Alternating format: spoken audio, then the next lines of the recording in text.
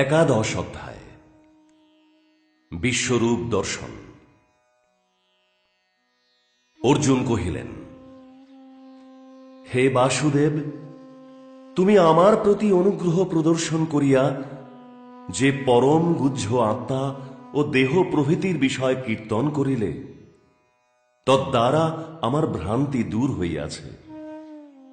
হে পদ্ম পলাশ লোচন, আমি তোমার মুখে ভূতগণের উৎপত্তি, প্রলয় এবং তোমার অক্ষয় মাহাত্ম্য সবিস্তর শ্রবণ করিলাম। হে পুরুষোত্তম, তুমি আপনার ঐশ্বর রূপের বিষয় যেরূপ কীর্তন করিলে, আমি তাহা দর্শন করিতে অভিলাষ করি। হে যোগেশ্বর, এক্ষণে তুমি যদি আমাকে তাহা দর্শন করিবার উপযুক্ত বিবেচনা করিয়া থাকো, তাহা হইলে সেই অব্যয় রূপ প্রদর্শন করো। বাসুদেব কহিলেন, হে অর্জুন, তুমি আমার নানা বর্ণ ও নানা প্রকার আকার বিশিষ্ট শত শত সহস্র সহস্র রূপ প্রত্যক্ষ করো।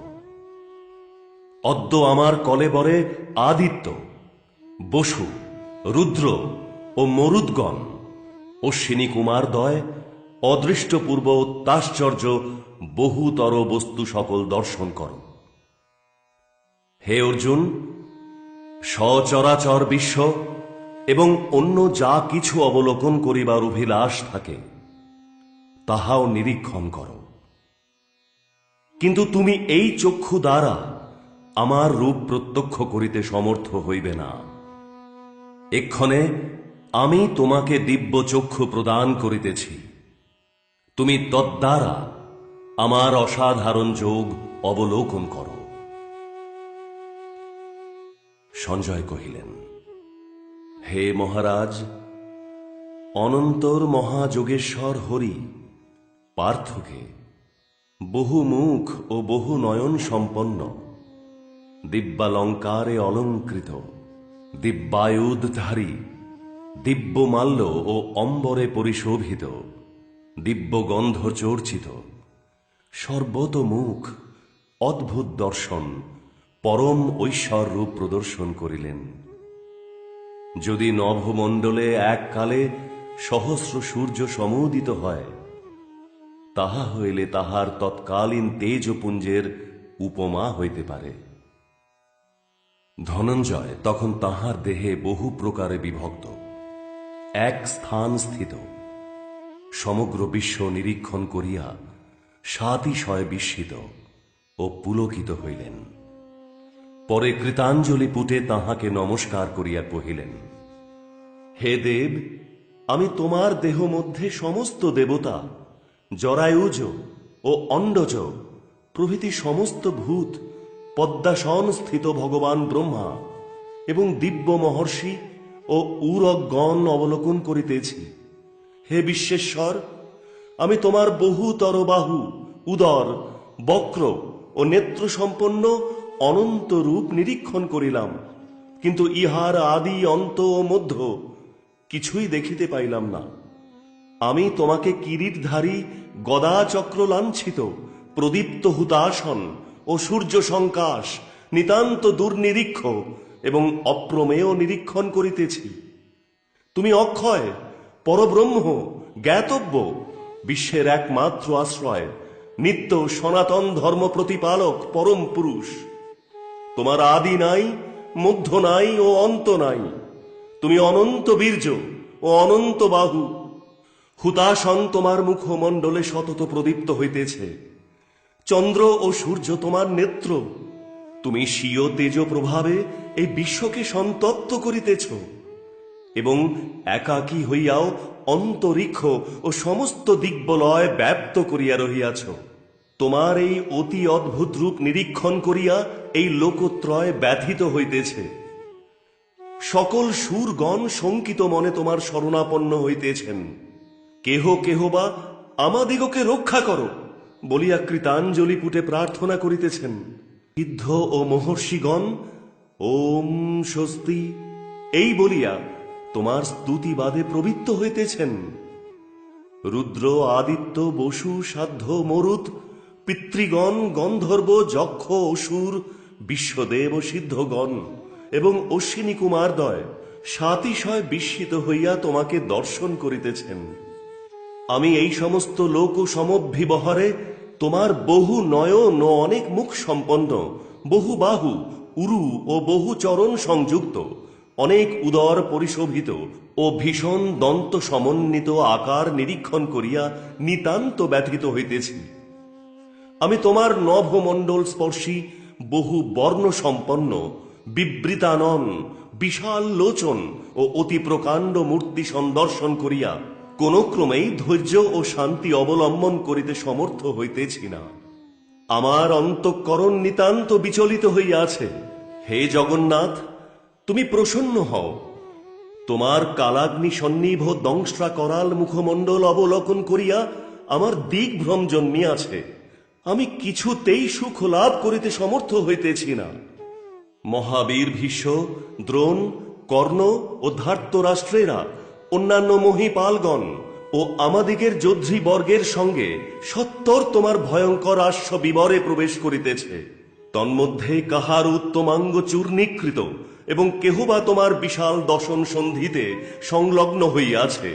যেমন নদী প্রবাহ সাগরাভিমুখে প্রবাহিত হইয়া থাকে, তদ্রূপ এই সকল বীর পুরুষেরা তোমার প্রতি প্রদীপ্ত মুখ মধ্যে প্রবেশ করিতেছেন। যেমন সমৃদ্ধ বেগশালী পতঙ্গ সকল বিনাশের নিমিত্ত অতি প্রদীপ্ত হুতাশন মধ্যে প্রবিষ্ট হয়, তদ্রূপ এই সমস্ত লোকেরা বিনষ্ট হইবার নিমিত্ত তোমার মুখ মধ্যে প্রবেশ করিতেছে। তুমি প্রজ্বলিত মুখ বিস্তার করিয়া এই সমুদায় লোককে গ্রাস করিতেছ এবং তোমার প্রখর তেজ বিশ্বকে পরিপূর্ণ করিয়া লোক সকলকে সন্তপ্ত করিতেছে। হে দেবাদিদেব, আমি তোমাকে নমস্কার করি। তুমি প্রসন্ন হও। আমি তোমার কোনো বৃত্তান্তই অবগত নহি। এক্ষণে তুমি কে তাহা কীর্তন করো। আমি তোমাকে বিদিত হইতে অভিলাষী হইয়াছি। বাসুদেব কহিলেন, হে অর্জুন, আমি লোকক্ষয়কারী ভয়ঙ্কর সাক্ষাৎ কালরূপী হইয়া লোক সকলকে বিনাশ করিতে প্রবৃত্ত হইয়াছি। এক্ষণে কেবল তোমা ব্যতিরেকে প্রতিপক্ষীয় বীর পুরুষ সকলেই বিনষ্ট হইবেন। অতএব তুমি যুদ্ধার্থ উদ্যুক্ত হইয়া শত্রুগণকে পরাজিত করিয়া যশলাভ ও অতি সমৃদ্ধ রাজ্য উপভোগ করো। হে অর্জুন, আমি পূর্বেই ইহাদিগকে নিহত করিয়া রাখিয়াছি। এক্ষণে তুমি এই বিনাশের নিমিত্ত মাত্র হও। হে অর্জুন, আমি দ্রোণ, ভীষ্ম, জয়দ্রথ, কর্ণ প্রভৃতি বীরগণকে বিনষ্ট করিয়া রাখিয়াছি। তুমি ইহাদিগকে সংহার করো। ব্যথিত হইও না। অনতি বিলম্বে সংগ্রামে প্রবৃত্ত হও। তুমি অবশ্যই শত্রুদিগকে পরাজয় করিতে সমর্থ হইবে। সঞ্জয় কহিলেন,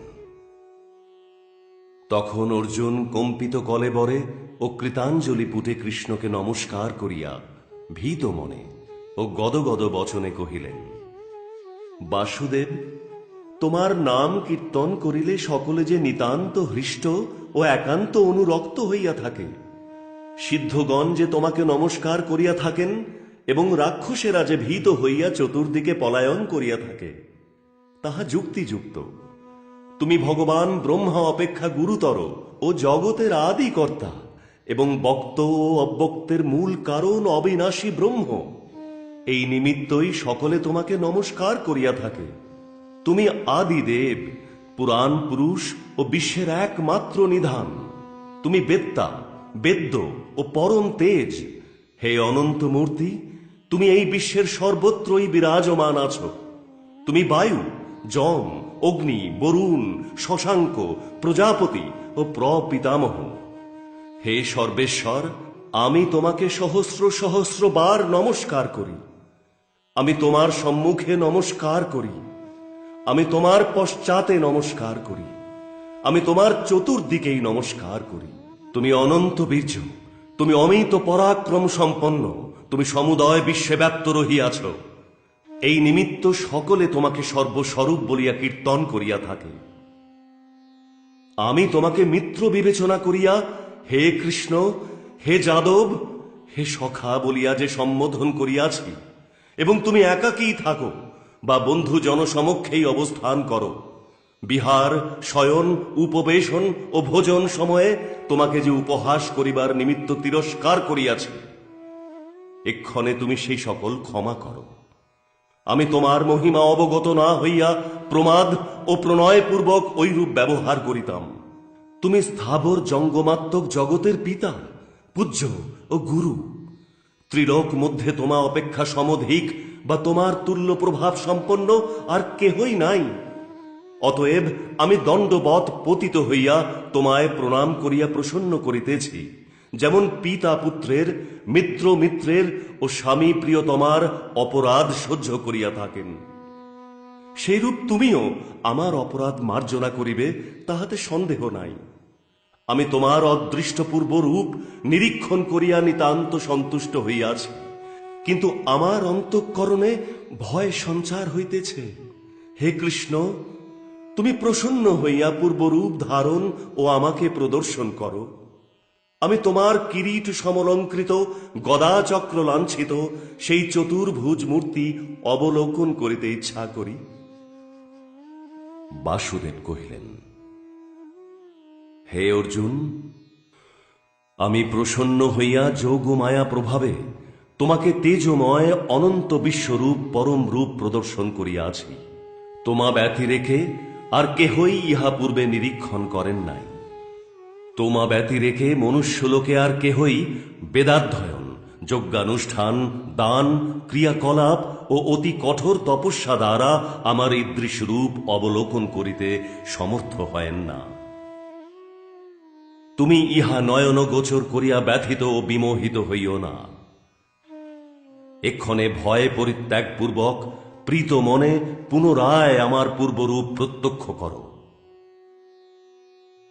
সঞ্জয় কহিলেন, এই বলিয়া বাসুদেব নিতান্ত ভীত অর্জুনকে পুনরায় স্বকীয় সৌম্য মূর্তি প্রদর্শনপূর্বক আশ্বাস প্রদান করিলেন। তখন অর্জুন কৃষ্ণকে সম্বোধন করিয়া কহিলেন, হে জনার্দন, আমি এক্ষণে তোমার প্রশান্ত মানুষ মূর্তি নিরীক্ষণ করিয়া প্রকৃতিস্থ হইলাম। কৃষ্ণ কহিলেন, হে অর্জুন, তুমি আমার যে নিতান্ত দুর্নিরীক্ষ মূর্তি অবলোকন করিলে, দেবগণ উহা নেত্র গোচর করিবার নিমিত্ত নিয়ত অভিলাষ করিয়া থাকেন, কিন্তু কেহই বেদাধ্যয়ন, দান, তপ ও যজ্ঞানুষ্ঠান দ্বারা আমার ওই মূর্তি প্রত্যক্ষ করিতে সমর্থ হয় না। অনন্য সাধারণ ভক্তি প্রদর্শন করিলেই আমাকে এই রূপে জ্ঞাত হইতে পারে এবং আমাকে দর্শন ও আমাতে প্রবেশ করিতে সমর্থ হয়। হে অর্জুন, যে ব্যক্তি আমার কর্মানুষ্ঠান করে, যে আমার ভক্ত ও একান্ত অনুরক্ত, যে পুত্র কলত্র প্রভৃতি পরিবারের প্রতি আসক্তি রহিত, যাহার কাহারও সহিত বিরোধ নাই, এবং আমি যাহার পরম পুরুষার্থ, সেই ব্যক্তি আমাকে প্রাপ্ত হইয়া থাকে।